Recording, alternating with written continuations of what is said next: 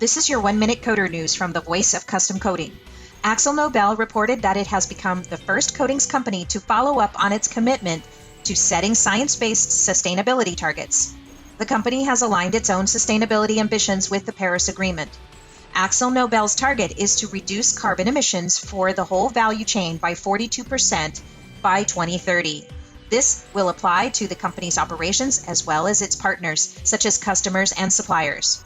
When push comes to shove, there are those who contribute towards a zero carbon future and those who don't. We're determined to do all we can to set the example by being the frontrunner in our industry, said the company's CEO. AkzoNobel is forging ahead of target on two key environmental ambitions: cutting its own carbon emissions by half and 100% renewable energy in its company operations. And that's been your 1-minute coder news. See you next time.